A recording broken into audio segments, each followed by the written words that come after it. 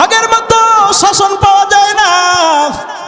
একজন মুরব্বী একটা সমাজ পরিচালনা করেছে, এখন যদি একজন মুরব্বী কারো সন্তানদের একটু বকা দেয়, আর একজন মুরব্বী উঠা কয় আমার সন্তানকে শাসন করার দায়িত্ব তোমারে দেয়া হয় না, ঠিক না? তবে একটা কথা বলা যায়, যেই দিন একটা মুরব্বী মিলে একটা গ্রাম সমাজ ব্যবস্থা ঠিক করতে পারবে, ওই দিন সমাজ তোমার এমনিতেই ঠিক হয়ে যাবে। বলে ধর্ষণ কেন বেড়ে গেছে তুমি জানো? বলে ধর্ষণ বেড়ে গেছে মেয়েরা যেই পোশাকগুলা পরে, এমন পোশাকগুলা পরছে, আমি আগেই বলেছি দোস্ত রে, ওই পোশাকগুলো দেখে মেয়ে না পুরুষ বুঝাই কঠিন ব্যাপার। কথা বলে না? হ্যাঁ, চিনা যাবে? রাস্তাঘাটে চললে যারা শহর বন্দরে চলছে তারা জানে রাস্তাঘাটের হাল হাকিকত কেমন। কথা বলে না, ঠিক কিনা?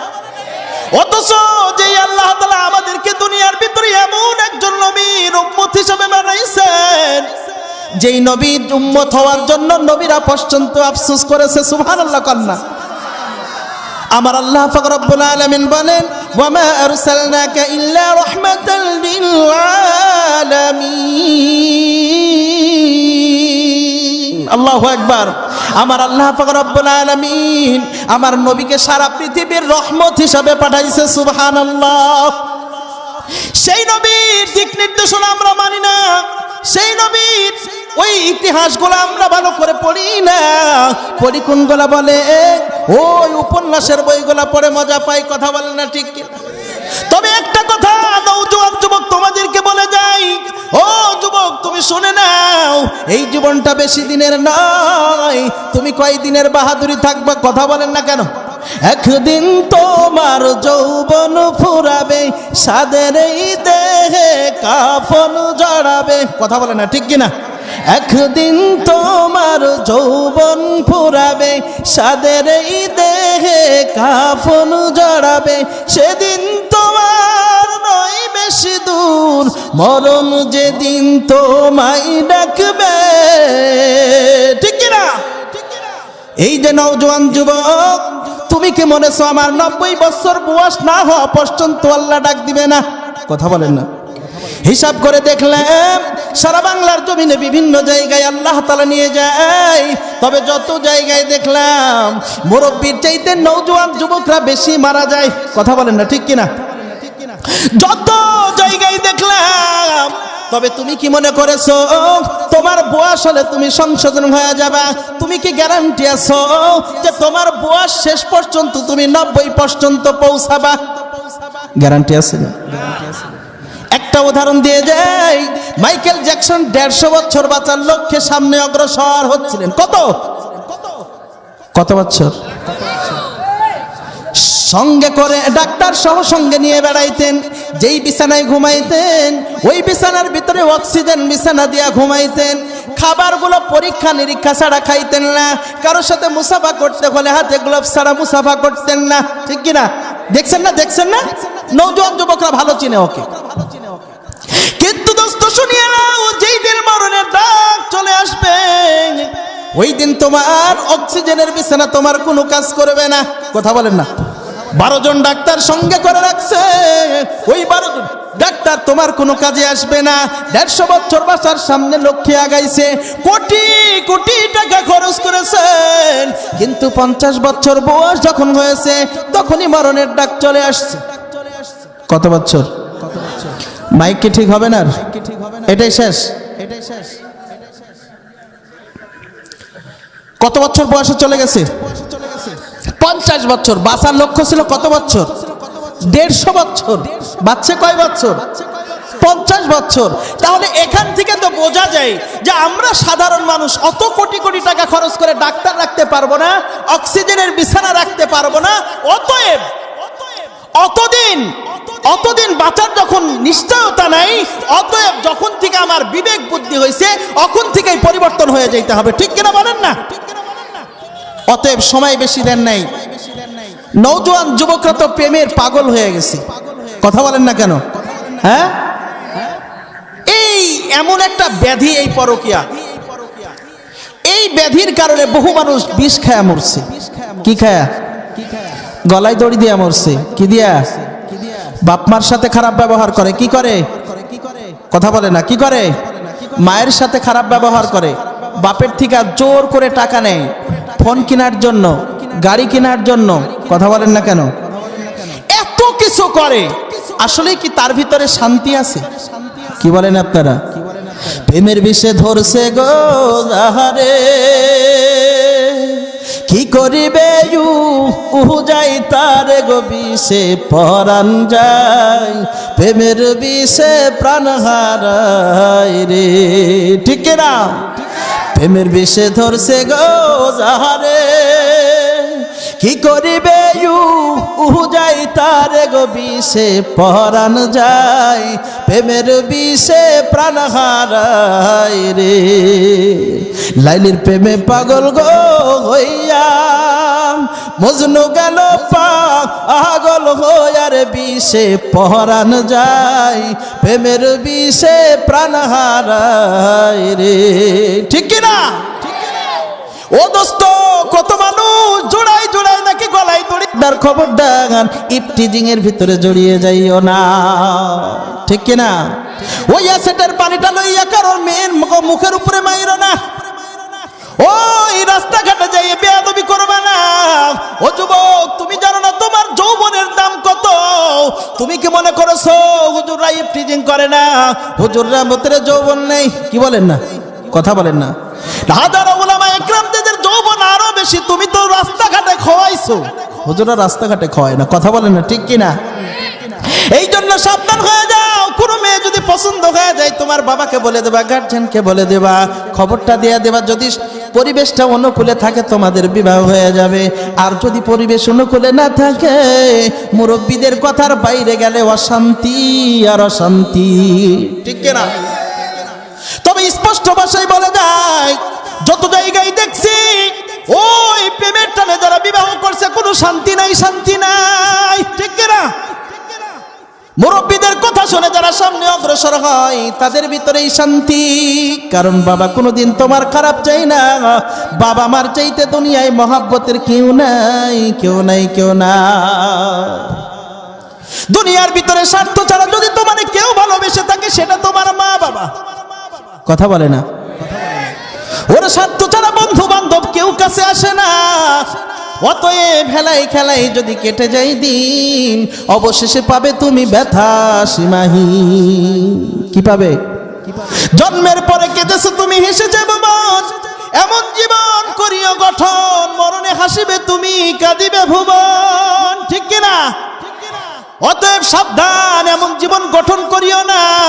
তুমি মরণের সময় মানুষ তোমারে গালি দেয়, দুনিয়া থেকে বিদায় হলে ভালো হয়, এমন মানুষ আমাদের সমাজে থাকলে সমাজ নষ্ট হয়ে যাবে। অতএব সাবধান হয়ে যাও। একটা কথা বলে যাই, যেই নবীর উপরে আমি একটা দুরূদ পড়েছিলাম, একবার দুরূদ শরীফ পড়েছিলাম না? আমার নবী বলেছেন, মান সাল্লাল্লাহু আলাইহি সাল্লাতান সাল্লাল্লাহু আলাইহি আশরা মাররাতিন, যে আমার নবীর উপরে একবার দুরূদ পড়বে, আল্লাহ তার উপরে 10 গুণ বেশি রহমত নাজিল করবে। কোথায় সে নবীর মহব্বত, কোথায় সে মায়া, কোথায় গেল সব? আমার নবীর আঘাত করলেও তো আমার অন্তরে ব্যথা লাগে না। আমার নবীর উপরে আঘাত করলে আমার কোনো অন্তরে ব্যথা লাগে না। বুঝতে হবে ঈমান পরিপূর্ণ হয় নাই। কথা বলেন না? ঠিক কিনা? কত জায়গায় আমার নবীকে নিয়ে ব্যঙ্গ করে, তুমি চুপ থাকো। আবার তোমার প্রেমিকাকে কেউ একটা কথা বলছে, তার জন্য রাতের বেলায় জবাই করেছো। কথা বলেন না? এক পরকীয়ার জন্য ঢাকা শহরে লক্ষ লক্ষ ঘটনা ঘটে যায়। এ পরকীয়ার টানে পড়িয়া ওই 2 তলা 4 তলা থেকে নিজের সন্তানকে মাটিতে ফেলে মারা ফেলে। ঠিক কিনা? স্বামীরা জবাই করে ফেলে। লক্ষ লক্ষ কোটি কোটি ইতিহাস হয়ে গেছে। সাবধান, এর ভিতরে কোনো শান্তি নাই, কোনো শান্তি নাই। তবে তুমি যদি দ্বীনি পরিবেশের মধ্যে একটা মেয়ে পাও, তোমার জীবন পুরাটাই ধন্য হয়ে যাবে। ঠিক কিনা? আর যদি তোমার পরিবেশ অনুকূল না থাকে, তুমি প্রেম করে বিবাহ করছো, তোমার বিবি তোমার কাছ থেকে যা চাইবে তাই যদি তুমি পূরণ না করতে পারো, তোমার অশান্তি। কথা বলেন না? শান্তি হবে না, শান্তি হবে না। ওই মেয়েটা তখন তোমাকে বলবে, তুমি জানো না, আমি যদি আমার বাবার পছন্দের যদি ছেলেকে বিয়ে করতাম তাহলে তোমার চাইতে ভালো থাকতাম। কথা বলেন না, কথা ঠিক। এই জন্য সবচাইতে মহব্বত করবো বেশি কাকে? আমার নবীকে। কাকে বলেন না? কাল হাসরের ময়দানে তুমি যদি সুপারিশ পাইতে চাও, এ দুনিয়ার ভিতরে যত মানুষ তোমার বন্ধু বান্ধব আত্মীয় স্বজন থাকুক না কেন, ওই হাসরের ময়দানে কেউ সুপারিশ করার থাকবে না, থাকবে না। কথা বলে না, থাকবে? মা তার সন্তানকে পরিচয় দিবে না, সন্তান তার মাকে পরিচয় দিবে না, বাবা তার সন্তানকে পরিচয় দিবে না। সন্তান যাইয়ে বাবাকে ডেকে বলবে, বাবা আমি, তুমি আমার বাবা, আমারে কি চিনতে পারো নাই, চিনতে পারো নাই? বাবা ডাক দিয়া বলবে, আমি তো দুনিয়ার ভিতরে কোনো সন্তানই ছিল না আমার।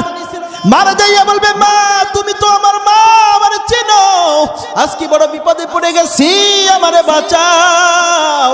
মা ডাক দিয়া বলবে, দুনিয়ার ভিতরে তো আমি বিবাহই করি নাই, বিবাহই করি নাই। কত বড় মুসিবত ওই দিন হবে। সবচাইতে মা ছিল আপন, অথচ মাও চিনবে না। ওই দিন সুপারিশ করবে আমার নবী। কে? কথা বলেন না। ওই দিন একমাত্র সুপারিশ ক্ষমতা রাখবে আমার নবী। আর দুনিয়ার ভিতরে এমন কেউ ছিল না যে ওই দিন সুপারিশ করার ক্ষমতা রাখে। আল্লাহ পাক রব্বুল আলামিন একদিন নবী আমার হাসরের ময়দান স্বপ্নে দেখে কায়েম হয়ে গেছে। আজকে হাসা বলে আমার নবী সেই দায় পড়ে কান্দে। টাকা দেখে জাহান্নাম যেইভাবে দৌড়াই আসতেছে, বুঝি সব উম্মতগুলোকে খায়া ফেলবে। হে জাহান্নামটা ৭০,০০০ শিকল দিয়া বাঁধা রাখছে। কত? ৭০,০০০ শিকল দিয়া বাঁধা রাখছে। এক একটা শিকল ৭০,০০০ ফেরেশতা ধরে রাখছে। কত শিকল ছিল? কত? আর এক একটা শিকল ধরে রাখছে কতজন?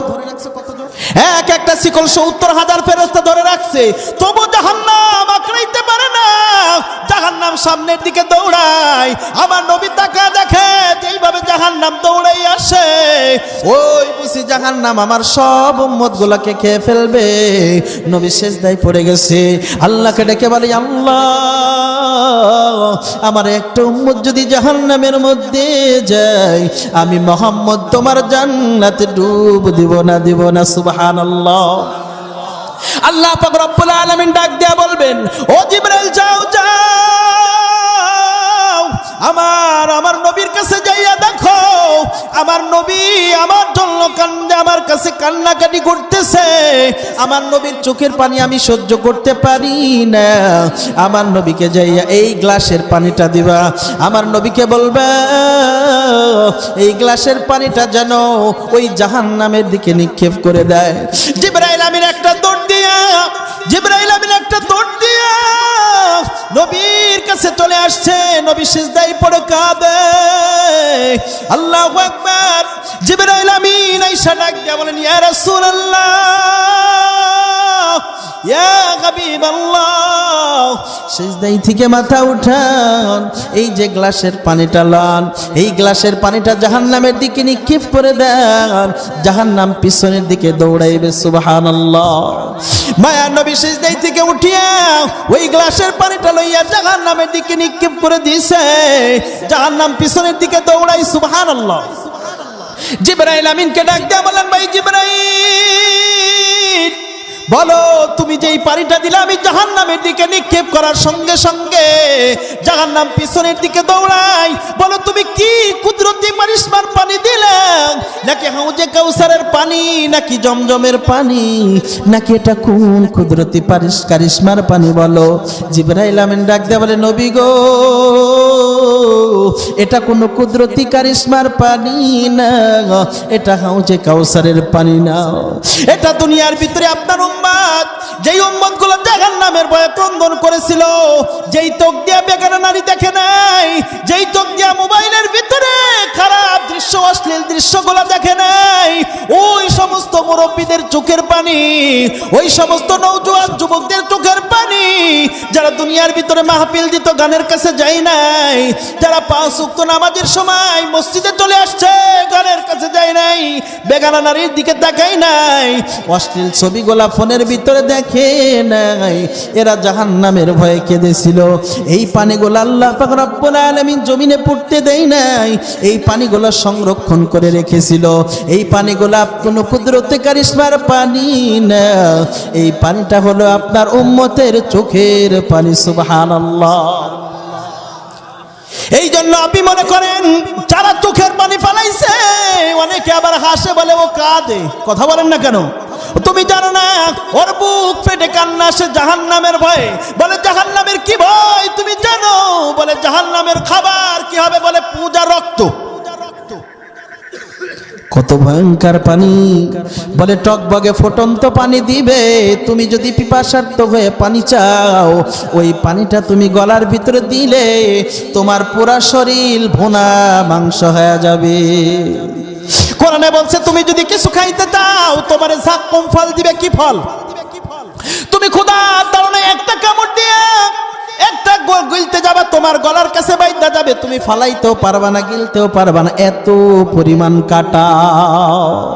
বলে দুনিয়ার ভিতরে যে আগুনটা দেখছো, এই আগুনের থেকে 70 গুণ বেশি তেজ হবে জাহান্নামের আগুন। এই দুনিয়ার আগুনের ভিতরে 1 সেকেন্ড হাত রাখা যায় না। এই মোমবাতির আগুন এত দুর্বল, এত দুর্বল, এর ভিতরে 10 সেকেন্ড হাত রাখার ক্ষমতা আপনার আমার নাই, ঠিক কিনা? অথচ এই আগুনের ভিতরে কেমনে পড়বো, কেমনে জ্বলবো? বলো না, বলো না, ঠিক কিনা? এই জন্য দোস্ত শুনিয়া নাও, যতটুকু আযাব সহ্য করতে পারবে অতটুকুই গুনাহ কইরো, যতটুকু সহ্য করতে পারবা না অত গুনাহ জীবনে করিও না। কবর বড় ভয়ঙ্কর জায়গা, ঠিক কিনা? কবর এত ভয়ঙ্কর, জীবিত থাকা অবস্থায় কোনো মানুষ গরুস্থানে যাইতে চায় না, ঠিক কিনা? আল্লাহ তাআলা এত মহব্বত করে আমারে ওই মুসলমানের ঘরে জন্ম দিয়েছেন, তাই জন্মসূত্রে কালেমা পেয়েছি লা ইলাহা ইল্লাল্লাহু মুহাম্মাদুর রাসূল।